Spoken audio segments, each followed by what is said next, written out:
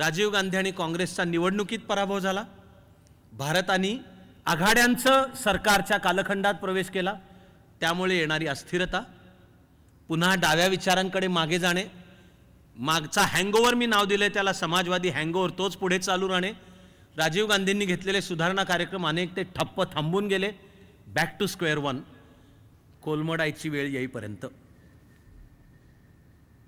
आणि राजकीय अस्थिरतेतून ते कोलमडायची वेळ आली. 91 साल सरकार कोसळली, चंद्रशेखरांनी राजीनामा दिला, तोही मी जवळनं पाहिलं. मी त्या दिवशी संसदेत प्रेक्षकांच्या गॅलरीत होतो, 12 मार्च 91.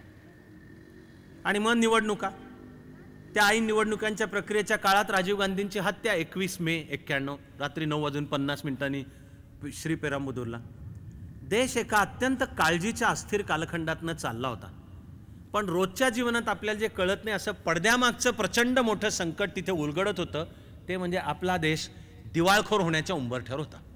जगाच्या बाजारपेठेत भारत देश हा एक भिकारी, बँकरप्ट आणि नुसताच कटोरा घेऊन जगात आम्हाला मदत करा म्हणणारा देश नव्हे, तर आमच्याकडे असलेलं परकी कर्ज फेडायलाच पैसा आमच्याकडे नाही.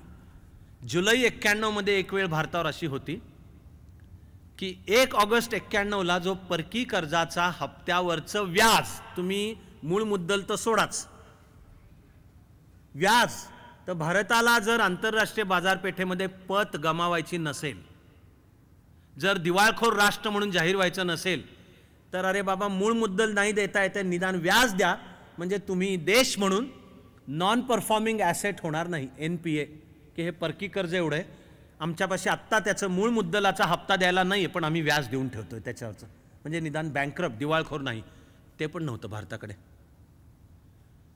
म्हणजे आपण होतो भिकारी होण्याच्या उंबरठ्यावर. आणि तो एखादी सुनामी, एखादा प्रचंड भूकंप, एखादं प्रचंड मोठं डिझास्टर, यापेक्षा हे देशव्यापी, जगदव्यापी असं मोठं डिझास्टर झालं असतं. त्यावेळी भारताने मग या डंकेल मसुद्यानुसार आणि आता समाजवादी साम्यवादी डावी सरकार नियंत्रणाची सूत्र सोडून जागतिकीकरणाचं सूत्र स्वीकारलं. त्याचं नाव LPG, लिबरलायझेशन, प्रायव्हेटायझेशन, ग्लोबलायझेशन, की आता भारताची अर्थव्यवस्था जगाशी इंटिग्रेट, एकत्र येईल. ती करण्यासाठी त्या अर्थव्यवस्थेवर जे सरकारचं नियंत्रण आहे ते आम्ही क्रमाक्रमाने कमी कमी करत एक दिवशी जे किमान आवश्यक आहे तेवढंच ठेवू. किमान आवश्यकतेचा अर्थ काय की सरकार अर्थव्यवस्था नियंत्रित नाही करणार, पण सरकार ती अर्थव्यवस्था नीट चालण्याकरताची जी देखरेख आहे ती करेल. आणि सरकारची अर्थव्यवस्थेवर एकाधिकारशाही, मोनोपोली असणार नाही, स्पर्धेला वाव दिला जाईल. खाजगी क्षेत्र, खाजगी गुंतवणूक, खाजगी व्यापार, खाजगी कारखाने, सगळ्याला फार तर फार त्या त्या क्षेत्रामध्ये लोकांच्या हितासाठी सरकारसुद्धा एक प्लेयर, एक इकॉनॉमिक प्लेयर म्हणून पण सहभागी असेल. म्हणजे अर्थव्यवस्था चालवणारी, अर्थव्यवस्थेवर एकाधिकार असलेली यंत्रणा असं सरकारचं स्थान जाऊन आता सरकार बनेल अंपायर, बनेल अंपायर, की तो खेळ चालू द्यावा, तो तुझ्या तुझ्या कुवतीनुसार खेळ नीट चालला पाहिजे, त्या खेळाचे नियम, शिट्टी कोणाकरता वाजवायचे आम्ही ठरवू, लोकांच्या हितासाठी, म्हणजे युटिलिटीज वरची देखरेख. हा बदल आहे जागतिकीकरणाकडे भारताची वाटचालीचा.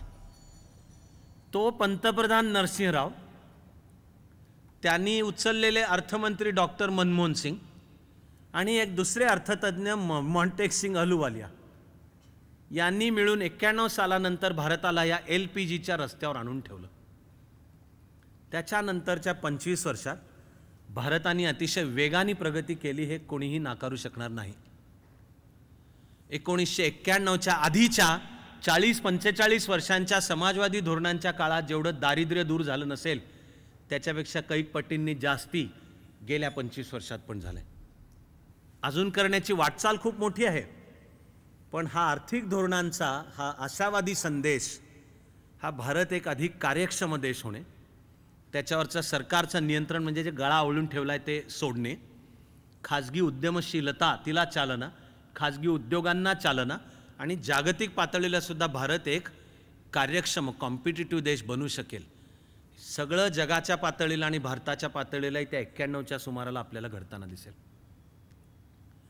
आपण जर जगाच्या आर्थिक इतिहासाकडे पाहिलं तर सर्वत्रच हे दिसेल की विकासाच्या पहिल्या टप्प्याला प्रत्येकच देशाने आपल्या अर्थव्यवस्थेला संरक्षण देण्याची धोरणं स्वीकारलेली आहेत, प्रोटेक्शनिस्ट पॉलिसी.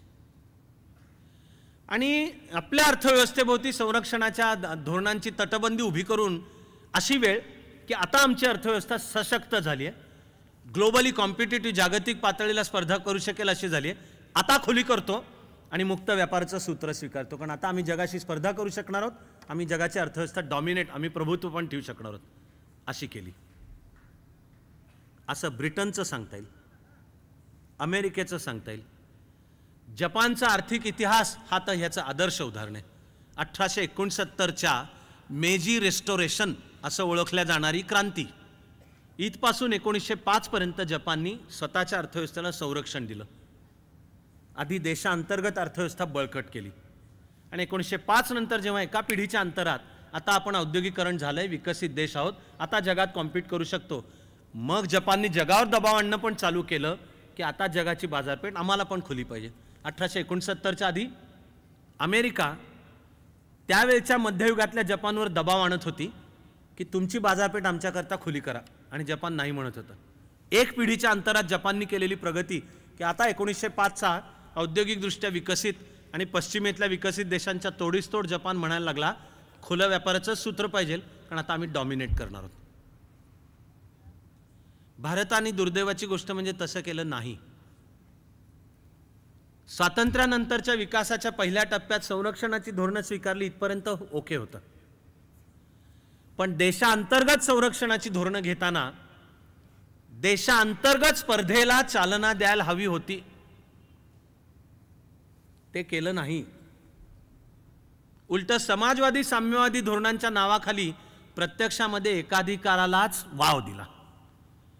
लायसेन्स परमिटची पद्धत आली, कोटा आणि लेव्हीची सिस्टीम आली, आणि कोणालाही पैसे गुंतवायचे आहेत, व्यवसाय चालू करायचा आहे, कामगारांना रोजगार द्यायचा आहे, आपली वस्तू किंवा सेवा खुल्या बाजारपेठेमध्ये विकायला आणायची आहे, उद्या ती नीट चालू नसेल, तिचे भाव ठरवायचे आहेत, आणि तो व्यवसाय नीट चालू नसेल तर बंद करायचा आहे, म्हणून आता कामगारांना सुट्ट्या द्यायच्या आहेत. एकाही गोष्टीचे अधिकार त्या व्यवसायाच्या हातात नव्हते, सगळं सरकारकडे.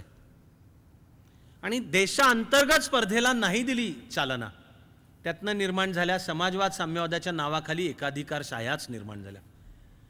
त्यामुळे 91 मध्ये जेव्हा मोडून पडायची वेळ आली आणि आता चॉईसच नाही आहे दुसरा की आपल्याला परकी कर्जाचा हप्ता जर फेडायचा असेल तर 5 बिलियन SDR असं त्याचं नाव आहे, statutory drawing rights. 5 billion SDR म्हणजे साधारण $5 बिलियन म्हणा. वर्ल्ड बँकेकडनं कर्ज घ्यायची वेळ आली. वर्ल्ड बँक म्हणाली सोनं तारण ठेवा.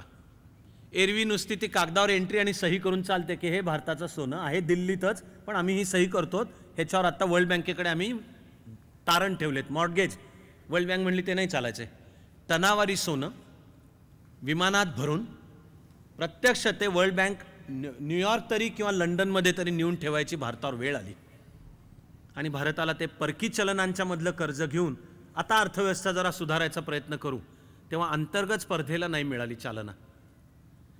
जर हे घडू शकलं असतं की आधी देशांतर्गत धोरणं बदला, तिथे खाजगी उद्योगाला चालना आणि परवानगी द्या, आपण स्पर्धा ठेवा, त्या स्पर्धेमुळे कार्यक्षमता जोपासली जाते, अधिक चांगली सेवा कोण देईल, अधिक चांगलं प्रॉडक्ट कोणाचं आहे, आणि जागतिक स्टँडर्ड्स कोणती समजावून घेऊ. ज्या दिवशी भारतीय उद्योग किंवा सेवा त्या जागतिक स्टँडर्डचे बनतील त्या दिवशी अर्थव्यवस्था खुली करू आणि सांगू की आता जगामध्ये जाऊ. हे जपाननी केलं हे सांगतोय, हे चीननी केलं हे पण सांगतोय. एकदम वेगळ्या क्षेत्रातलं, पण मला वाटतं की आपल्याला चालू आहे त्याच्यासहित आणखी आनंदामध्ये भर पडेल असं फार छान उदाहरण आहे. चीननी 30 वर्षापूर्वी एके वेळी ठरवलं की आपण जगामध्ये क्रीडा क्षेत्रात सुद्धा महासत्ता बनायला पाहिजे. त्याला 30 वर्षापूर्वी चायनानी athletics, gymnastics, track and field events, टीमचे वेगवेगळे ह्या सगळ्याची जागतिक स्टँडर्ड्स मागवली की 100 मीटरचं रेकॉर्ड काय, 200, 400, 800, मिडल डिस्टन्स, 5000, 10000, 15000, मॅरेथॉन, सकट सगळ्याकडचे की ही जागतिक स्टँडर्ड्स आहेत. मग पार्टीने आवश्यक ते फंडिंग बजेटमध्ये स्पोर्ट्सला ठेवलं. त्या त्या क्षेत्रातले उत्तमातले उत्तम कोच त्यांना आपल्याकडे सल्लागार म्हणून नेमलं. त्यांचे हवे तेवढे पैसे दिले. पण चिनी खेळाडूंना सांगितलेलं होतं की तुम्ही हे जागतिक दर्जा गाठल्याशिवाय तुम्हाला जागतिक स्पर्धेत भाग घेऊच देणार नाही. केव्हा घेऊ देऊ? तर 100 मीटरचं रेकॉर्ड 9.72 आहे का? तर तू 9.72च्या जवळपास तरी जातोयस की आता एक चिनी खेळाडू मोडू शकतो ते रेकॉर्ड. ते सगळ्या क्षेत्रात असं झाल्यानंतर चीन सहभागी होणं चालू करेल. त्याला लागली 25 ते 30 वर्ष. पण अंतिमतः 2008 साली बीजिंगचे ऑलिम्पिक्स होताना अमेरिकेला, पश्चिम युरोपला, ब्रिटनला सगळ्यांना मागे टाकत चीननी सर्वात जास्ती गोल्ड मेडल्स त्यावेळी मिळवून दाखवली. हे जसं क्रीडा क्षेत्रातलं उदाहरण आहे तसंच अर्थव्यवस्थेतलं शक्य होतं. पण आपण थोडे लंबक एका टोकाकडून दुसऱ्या टोकाकडे. पहिला समाजवादी साम्यवादीच्या नावाखाली तो डाव्या टोकाला होता की ज्यांनी खाजगी क्षेत्र मारूनच काढलं. त्याला कॉम्पिटिटिव्ह ठेवणे आणि खाजगी क्षेत्रात स्पर्धा तिथं बाजूलाच राहिली. खाजगी क्षेत्रच जवळजवळ फार मर्यादित करून टाकलं. गळा त्याचा घुसमटला आणि इलाज नाही म्हणून मोडून पडायची वेळ आल्यावर 91 नंतर बदलायला सुरुवात केली. ते गाठलं दुसरं टोक की आता अर्थव्यवस्था खुली. अजून तयारी नाही जागतिक अर्थव्यवस्थेला सामोरं जाण्याची. त्याचा भारतावर झालेला पहिला परिणाम जो मी सर्व्हिसमध्ये ॲक्टिव्ह अधिकारी म्हणून अनुभवलेला आहे, अख्ख्या देशाला थरकाप होता. थरकाप 91 साली की आता करावं तर लागलेलं आहे. आपण कसे पुरणार आहोत जागतिक स्पर्धेला? आणि काही काळासाठी तरी देशामध्ये चित्र हे तयार झालं की आता पुन्हा एकदा बहुउद्देशीय मल्टीनॅशनल कंपनीज भारतात येणार. कारण बाजारपेठ तर खुली करून द्यावी लागते. तो एकतर्फी नाही आहे, बरोबर आहे. भारतीय वस्तू किंवा सेवांनाही जागतिक बाजारपेठ आहे, पण तेवढी तुमच्याकडे पाहिजे ना. तेवढं उत्तम दर्जाचं देण्याजोगं तुमच्याकडे काही नाही. तर जगातल्या बाजारपेठेत तुम्ही काय पुरून उरणार आहात? हे आमचे ॲम्बॅसिडर, तिला खरं म्हणजे दुसरं मराठी नाव छडमाड हे आहे, CHAD MAD. काय कॉम्पीट करणार आहोत जगाच्या मध्ये? आमच्याकडे वस्तू किंवा सेवा पाहिजेत ना आमच्याच्या. त्यामुळे मल्टीनॅशनल्स येतील आणि गिळंकृत करतील. मला आजपर्यंत झालेलं एक थर्र लक्षात आहे. मला 91 साली आपण हे धोरण स्वीकारलं. भारताची बाजारपेठ खुली झाली. विदेशी कंपन्यांना यायला परवानगी मिळाली. या देशात पहिला बळी टॉमकोचा होता. Tata oil mill company. Tomco म्हणजे टाटांची की टाटा हे जागतिक पातळीचे उद्योग व्यावसायिक ग्रुप ऑफ इंडस्ट्रीज. टाटा तरी अरे भारताची बेस्ट. अजून अंबानींचाही त्यावेळी उदय चालू होता. पण जर टाटासुद्धा जागतिक स्पर्धेला पुरे पडू शकत नसतील तर कोण पडणार आहे? ती टाटांची होती टाटा ऑइल मिल कंपनी. तिचे होते प्रॉडक्ट साबणासकट वेगवेगळे. युनिलिव्हर ही मल्टीनॅशनल. तिची भारतीय कंपनी म्हणजे हिंदुस्तान लिव्हर. टॉमकोनी विकत घेतली. हिंदुस्तान लिव्हरनी टॉमको विकत घेतली. आणि त्या ऑफरसमोर टॉमको काही करूच शकत नाही. कारण एकदा भारताची बाजारपेठ समजा साबणाच्या प्रॉडक्टला हिंदुस्तान लिव्हरला खुली झाली. लक्स मेरी त्वचा का राज है लक्स. माधुरी दीक्षित जुही चावला म्हणते आपण पण येड्यासारखे जाऊन आपण पण माझी पण त्वचा माधुरी दीक्षित किंवा जुही. ते माधुरी दीक्षित प्रत्यक्षात शिके काहीच लावत असेल. तिला ते वाक्य बोलण्याकरता 2 कोटी रुपये मिळतात. ते लक्स हे हिंदुस्तान लिव्हरचं प्रॉडक्ट आहे. त्याला तोडीसतोड बाजारात प्रॉडक्ट कोणते? आणि जर टाटा पण पुरे पडू शकत नसतील, उभ्या देशाच्या अर्थव्यवस्थेला थर्र होतं. पण भारताच्या अर्थव्यवस्थेचं तारू सगळ्या त्या खडकांनी भरलेल्या उथळ आणि अवघड आणि वादळी समुद्रातनं अशा काही रीतीने पुढे गेलेलं आहे की कोणीच नाकारू शकणार नाही की आपण आर्थिक सुधारणांचा कार्यक्रम घेत आजच्या तारखेला एक जगातली मुख्य अर्थव्यवस्था म्हणून होण्याच्या उंबरठ्यावर तर निश्चित पोचलेलो आहोत आपण. आजच्या तारखेला भारत देश जगातली फास्टेस्ट वेगाने वाढणारी अर्थव्यवस्था आहे. आजही 2 वर्षांपूर्वी पहिल्यांदा आपण अर्थव्यवस्थेच्या वाढीच्या वेगामध्ये चीनला मागे टाकलं. अजून लांबचा रस्ता आहे खूप, पण वाढीच्या वेगात. हे जर 30 वर्ष टिकवलं तर आज जिथे चीन आहे तिथे 30 वर्षांनी भारत जगातल्या टॉप 3 अर्थव्यवस्थांपैकी. आणि वर्ल्ड इकॉनॉमिक फोरमचा सुद्धा रिपोर्ट आहे की Bharat believe it or not, मला माहित नाही पण तुमच्या आयुष्याच्या काळात भारत जगातली नंबर 1 ची अर्थव्यवस्था बनू शकतो असं मी माझ्या कुठल्या खोट्या खोट्या अभिमानाकरता नाही म्हणतोय, असा वर्ल्ड इकॉनॉमिक फोरमचा रिपोर्ट आहे. आणि मुद्दा राजकीय सुद्धा नाही आहे की विशिष्ट पक्ष सत्तेत आहे म्हणून हे होतंय किंवा विशिष्ट पक्ष सत्तेत असला तर होईल आणि उरलेलं होणार नाही, इतका उथळ पण तो मुद्दा नाही आहे. भारताची आंतरिक शक्ती, 91 सालानंतरचे बदल, त्याला असलेली योग्य आर्थिक दिशा आणि येणारं प्रत्येक पुढचं सरकार जर ती स्वीकारत असेल तर होणारी देशाची सगळी प्रगती करत. आपल्याला रस्ता खूप लांबचा आहे, पण तो लांबचा कितीही रस्ता असला, आज देशामध्ये सुमारे 27 कोटी लोकसंख्या दारिद्र्य रेषेखाली आहे. प्रत्येक भारतीयाला त्याची काळजी आणि शरम पण वाटायला पाहिजे आणि तिच्यासाठी आपल्या परीने काम करायला पाहिजे. पण 27 कोटी दारिद्र्य रेषेखाली जगताना देशामध्ये अमेरिका आणि पश्चिम युरोप म्हणजे विकसित देशांच्या तोडीस तोड क्रयशक्ती असलेला मध्यमवर्ग सुद्धा आज भारतात 35 कोटी आहे. 35 कोटी म्हणजे अमेरिकेच्या पेक्षा जास्ती लोकसंख्या. 35 कोटी म्हणजे EU समुदायातले देश त्याच्यापेक्षा जास्ती लोकसंख्या. याला नाव जाणकारांनी दिलंय की आपल्याला 3D अनुकूल आहेत. 3Ds आपल्याला भारत इथून पुढच्या वाटचाली करता आपल्याला 3D अनुकूल आहेत. डेमोग्राफी आपली लोकसंख्या, कारण ती सुमारे 66% वय वर्ष 15 ते 45च्या मधली आहे. पुढली 30 वर्ष विकासाला जे मनुष्यबळ हवंय तरुण ते आहे. त्या मनुष्यबळाकडे या अर्थव्यवस्थेमध्ये आवश्यक असलेली कुशलता जर आली तर पुढल्या 30 वर्षात हे निश्चित आहे की भारत जगातली नंबर 1ची अर्थव्यवस्था बनणार. यामध्ये हे जर तर आहेत. पण 3D पैकी एक आहे डेमोग्राफी, दुसरा D डेमोक्रेसी. हे बळ आहे आपलं, ते आपण 26 तारखेला ऐकूयात. त्यावेळेला हेही ऐकूयात की आजच्या तारखेला चीन भारताला खूप मागे टाकून पुढे गेला असला तरी एकदा मी आज बोलून ठेवतो आणि हे 26लाही पुन्हा बोलीन की भारत देश आर्थिक विकासात सुद्धा चीनला मागे टाकेल असं हे विधान बोलून ठेवतोय. क्षमता आता आपल्याकडे आहेच, प्रत्यक्षामध्ये ती आपण नीट गणित जुळवून सरकारी धोरणांचा नीट बॅकअप येऊन ती प्रत्यक्ष करतो का. पण डेमोक्रेसी, लोकशाही हे आपलं बळ आहे.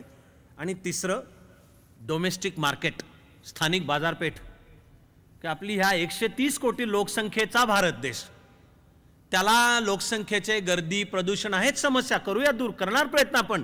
पण अरे त्या 130 कोटीत 35 कोटी युरोप आणि अमेरिकेच्या तोडीस तोड क्रयशक्ती असलेला वर्ग आहे. त्यामुळे बाजारपेठेचीच ताकद. आणि तुम्ही काय भारताविरुद्ध सँक्शन्स लावणार आहात. आणि समजा आता ट्रम्पची अमेरिका फर्स्ट म्हणून पुन्हा एकदा प्रोटेक्शनिस्ट धोरणांकडे जाणार असेल आणि बाय अमेरिकन हायर अमेरिकन, तर त्या अमेरिकेची बाजारपेठ पण 30 कोटीची आहे. या देशाच्या सर्व समस्यांसहित आपली भारताची बाजारपेठ पण 35 कोटीची आहे. भारताने जर ठरवलं की ही बाजारपेठ तुम्हाला बंदच करतो, आमची देशांतर्गत बाजारपेठ आहे, ती ताकद आहे आपली. आणि जगातल्या कोणत्याही उद्योग व्यावसायिकाला भारताची बाजारपेठ बंद होऊन चालणार नाही. पण सरकारने ते चतुराई दाखवणं आवश्यक आहे. अशा आपल्या बाजूला अनुकूल असलेल्या 3D आहेत. त्यांच्या सहित पुन्हा एकदा मी त्याला 25 वर्षांनंतर म्हणतोय की आता 2016-17 मध्ये आपण भारत देश मानवते सकट एका नव्या इन्फ्लेक्शन पॉइंटला असल्याचं म्हणता येणं शक्य आहे. कारण GATTच्या प्रक्रियेतनं पुढे अस्तित्वात आलेली WTO, वर्ल्ड ट्रेड ऑर्गनायझेशन, आजच्या तारखेला प्रश्नचिन्ह आणि काळजी वाटावी आणि WTOच मोडून पडते का काय. त्या डंकेल मसुद्यामधनं 8वी फेरी, जिला नाव उरुग्वे फेरी, विविध देशांनी आपापला विचारविनिमय करत अंतिमतः ऑक्टोबर 1994 जगातल्या बहुसंख्य देशांनी डंकेल मसुद्याला मान्यता दिली. म्हणून मोरोक्कोची राजधानी माराकेश इथे सगळ्या देशांची परिषद झाली आणि एकमताने ठरलं की आता GATTची जागा घेणारं WTO ही संघटना 1 जानेवारी 1995 पासून अस्तित्वात येईल. GATT हे फक्त व्यासपीठ होतं. GATTचे निर्णय बंधनकारक नव्हते. कोणतंही कायदेशीर बंधन नव्हतं. आता WTO ही एक आंतरराष्ट्रीय कायद्यानुसार सदस्य देशांनी मान्यता दिलेली, त्यामुळे जिचे निर्णय सदस्य देशांवर बंधनकारक आहेत आणि WTOची जागतिक व्यापाराची सूत्र जर सदस्य देशांनी मान्य केली नाहीत तर त्यावर कारवाई होऊ शकते असं आलं WTO. म्हणजे आपण काल ऐकताना क्योतो प्रोटोकॉल कडनं जे अपेक्षित होतं की असा एक जागतिक पातळीचा FAB असा पर्यावरणाच्या क्षेत्रातला करार यावा जो आता 2020 मध्ये अपेक्षित आहे, तसं 1 जानेवारी 1995ला WTO बाबत घडलं की आता ही ताकद असलेली संघटना आहे, तिचं मुख्यालय जिनिवाला आहे.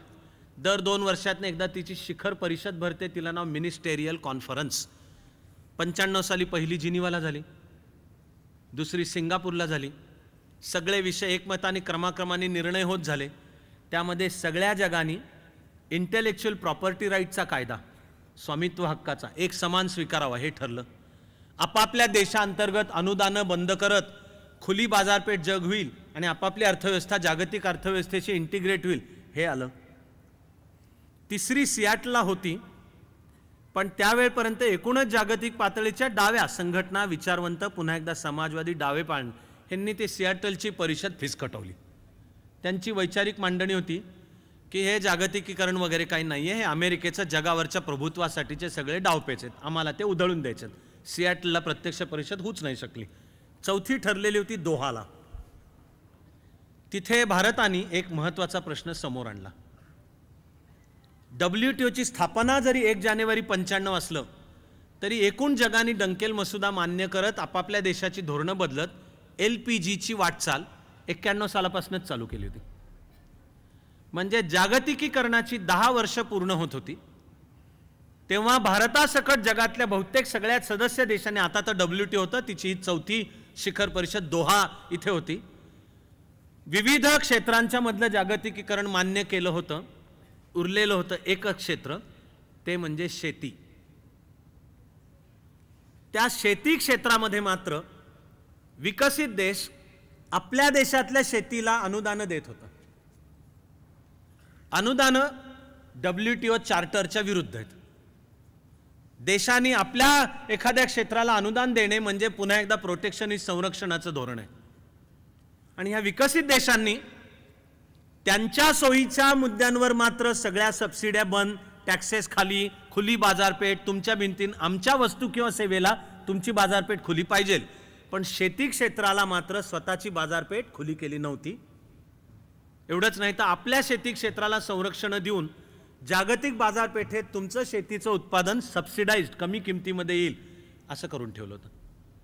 साधारण एक थंब रूल सांगायचा तर अमेरिकेसकट विकसित देश आपापल्या देशातल्या शेतीला सुमारे +75% एवढं अनुदान देत होते सबसिडी.